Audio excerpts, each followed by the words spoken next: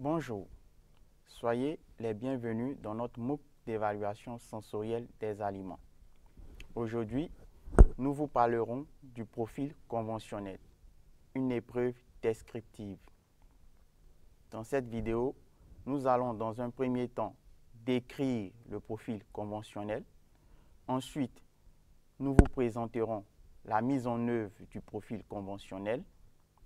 Et enfin, nous terminerons par le traitement statistique associé à un profil conventionnel.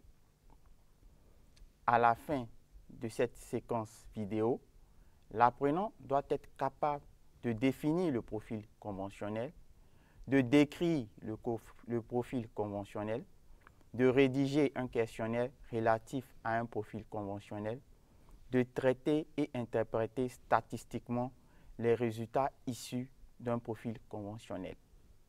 Le profil conventionnel est une épreuve descriptive quantitative. C'est la méthode de référence en analyse sensorielle descriptive. Elle permet de caractériser quantitativement et qualitativement au niveau organoleptique un produit. Elle permet d'établir le profil sensoriel du produit. La réalisation d'un profil conventionnel comporte les étapes suivantes: le choix des juges, la génération des descripteurs, l'entraînement du panel, l'évaluation de la performance du jury, la mise en œuvre du profil conventionnel, à savoir la collecte des données, et enfin l'exploitation des données. L'ensemble de ces étapes peuvent se scinder en différentes phases. La phase 0 concerne la constitution du panel. La phase 1, qui est la phase d'apprentissage, concerne les étapes de génération de descripteurs sensoriels, d'entraînement du panel et d'évaluation de la performance du panel.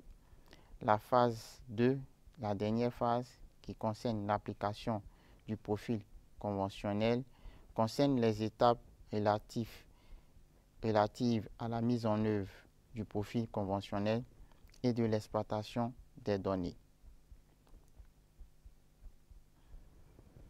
Concernant la constitution du panel, celle-ci comprend essentiellement deux séances de tests de sélection. Les tests de sélection ont trois objectifs. Le premier objectif est l'élimination des sujets présentant des anomalies sensorielles. Le second objectif est la détection des sujets présentant la meilleure acuité sensorielle. Le troisième objectif concerne l'évaluation de la capacité des sujets à percevoir et à décrire les sensations. Il existe plusieurs types de tests de sélection. On peut citer par exemple le test de reconnaissance des saveurs, le test de reconnaissance des odeurs, le test de classement, le test portant sur la mémoire des odeurs, le test portant sur l'aptitude à décrire, test de différence de produits.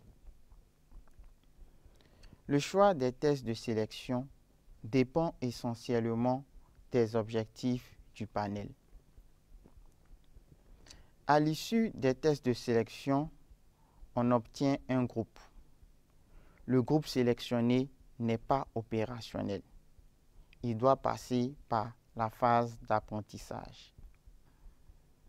Celle-ci, pour rappel, comprend les étapes qui sont la génération de descripteurs sensoriels, l'entraînement du panel, l'évaluation de la performance du panel. Le panel, au cours de la génération des descripteurs sensoriels, doit établir une liste de descripteurs. Cette liste doit être la plus exhaustive que possible. Le panel doit ensuite réduire la liste des termes obtenus en supprimant les termes hédoniques, les synonymes, les antonymes et les termes non pertinents. La définition verbale, les références physiques, le protocole, ainsi que l'ordre d'évaluation de chaque descripteur doit être déterminé. le consensus et le tri statistique peuvent être utilisés dans la génération des descripteurs sensoriels.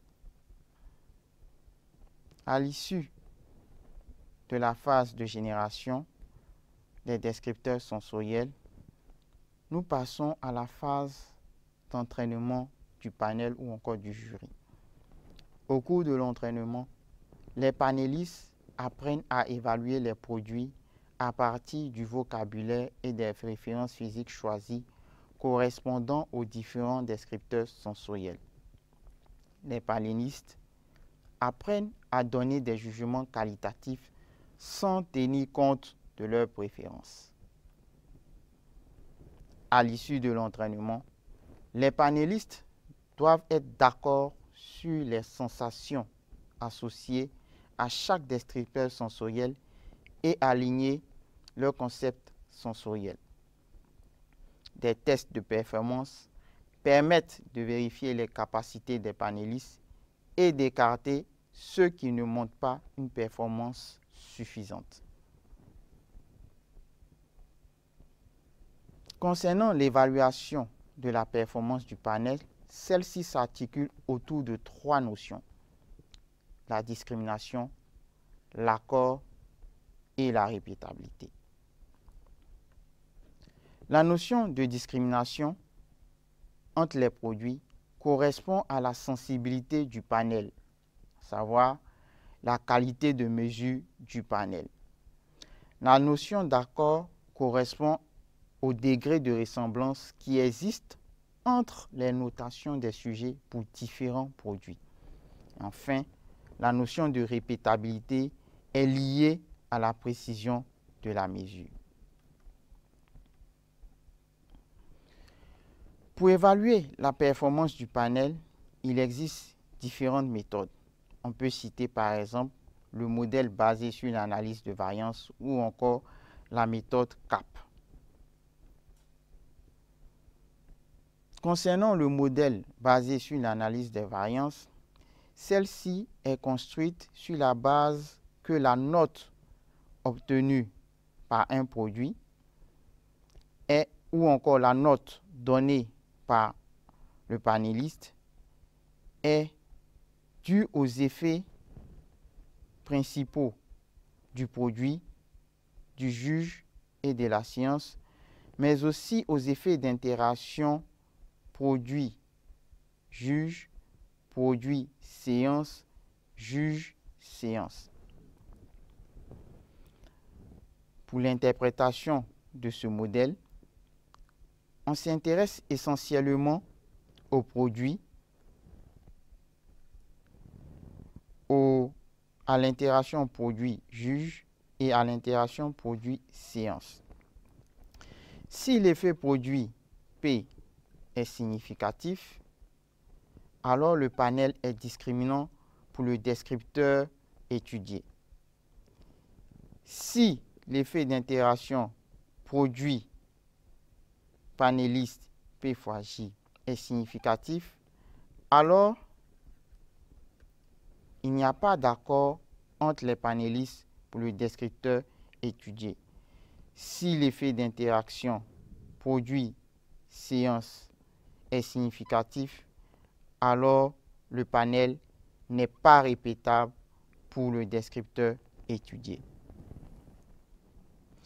Lorsque les performances fixées sont atteintes, on passe à l'utilisation de la liste des descripteurs sensoriels. C'est la phase application du profil conventionnel. Au cours de cette phase, nous avons essentiellement 2 étapes. La mise en œuvre du profil conventionnel qui comprend la préparation du questionnaire et la distribution des échantillons. Et enfin, la dernière étape qui concerne l'exploitation des données. Concernant la préparation du questionnaire, celle-ci est effectuée par l'animateur sensoriel qui conçoit une fiche dans laquelle figure la liste des descripteurs sensoriels validés par le panel. Dans cette liste, on aura les produits et l'échelle de notation. Les échantillons sont ensuite distribués aux panélistes selon l'ordre préétabli, et après avoir dégusté les produits, les panélistes renseignent le questionnaire en attribuant une note à chaque descripteur. À la fin de la dégustation, les réponses sont recueillies pour un traitement statistique. Le traitement statistique des données issues du profil conventionnel commence par une phase de description qui est caractérisée par la représentation graphique des valeurs centrales de chaque descripteur. Cette représentation graphique selon le nombre de descripteurs peut se faire sous forme de radar ou encore histogramme.